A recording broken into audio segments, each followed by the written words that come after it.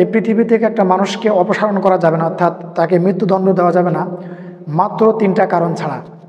যদি এই 3টা কারণ তার ভিতরে না থাকে তাহলে অবশ্যই তাকে হত্যা করা যাবে না, অর্থাৎ সে হত্যার আসামি নয়।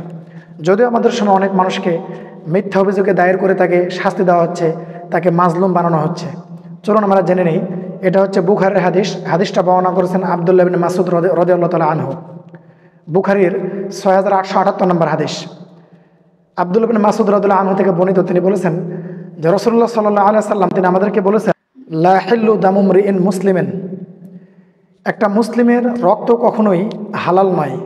এখানে ইমাম নববী রাহিমাহুল্লাহ তিনি নিজে উল্লেখ করেছেন হাদিসের ভিতরে তার নিজের একটা ইচ্ছা, সেটা হচ্ছে যে ইয়াশহাদু, যে ব্যক্তি সাক্ষ্য দেয় আল্লাহ ইলাহা ইল্লাল্লাহ ওয়া আন্না মুহাম্মাদুর রাসূলুল্লাহ, যে ব্যক্তি জীবনে একবার সাক্ষ্য দিয়েছেন, এটা হচ্ছে ইমাম নববী রাহিমাহুল্লাহর মত।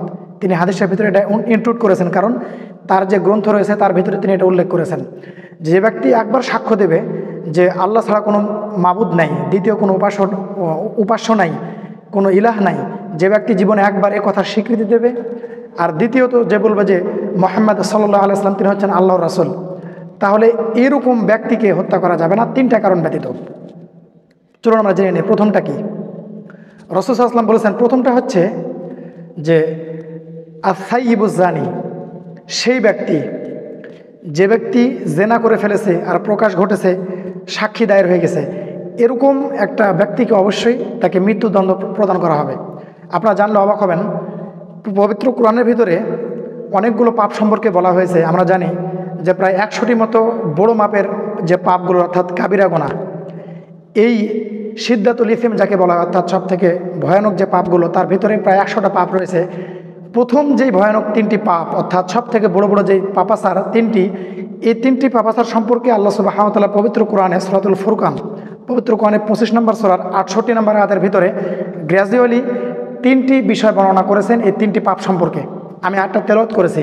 আল্লাহ বলছেন আল্লাযীনা, তারা হচ্ছে এমন মানুষ, লা ইয়াদউনা মা আল্লাহি ইলাহান আখার, তারা আল্লাহর সাথে অন্য কাউকে ডাকে না, অর্থাৎ আল্লাহ সুবহানাহু ওয়া তাআলার সাথে অন্য কাউকে শরীক করে না, অর্থাৎ তারা শিরক করে না। তাহলে এখানে বোঝা গেল শিরক হচ্ছে সব থেকে বড় পাপ। দ্বিতীয়ত আল্লাহ সুবহানাহু ওয়া তাআলা এখানে উল্লেখ করেছেন যে ওয়ালা ইয়াকতুলুনা আন-নাফসাল্লাতী হারামাল্লাহু ইল্লা বিল হক। আল্লাহ বলছেন যে আল্লাহ সুবহানাহু ওয়া তাআলা যে নাফসকে, যে জীবনকে হারাম করেছেন, এই জীবনকে কেউ হত্যা করে না, অর্থাৎ রক্ত ঝরায় না কোনো কারণ ছাড়া। তাহলে এখানে বোঝা গেল যে দ্বিতীয় সব থেকে বড় পাপ হচ্ছে মানুষকে হত্যা করা। কারণ আমরা জানি সূরাতুল মাইদার ভিতরে বলা হয়েছে যে ব্যক্তি একটা কারণ ছাড়া একটা মানুষকে হত্যা করলো, তাহলে সে সমস্ত পৃথিবীর সমস্ত মানুষকে হত্যা করলো, নাউযুবিল্লাহি মিন যালিক, অর্থাৎ বিশাল একটা পাপ। 3 নম্বর যে পাপের কথা বলা হয়েছে, আপনারা জানলে অবাক হবেন, 3টা পাপ সম্পর্কে হাদিসের ভিতরে বলা হয়েছে। আল্লাহু আকবার। তাহলে এখানে আল্লাহ সুবহানাহু ওয়া তাআলা 3 নম্বরে বলছেন ওয়ালা ইয়াজনুন, আর সে সমস্ত ব্যক্তিরা অর্থাৎ মুমিনরা তারা জেনা করে না। আল্লাহু আকবার। এই 3টি যে বিশাল পাপ আল্লাহ সুবহানাহু ওয়া তাআলা একত্রিতভাবে উল্লেখ করেছেন, আমরা জানতে পারলাম পৃথিবীতে সব থেকে বড় বড় পাপের ভিতরে হচ্ছে 3টি পাপ।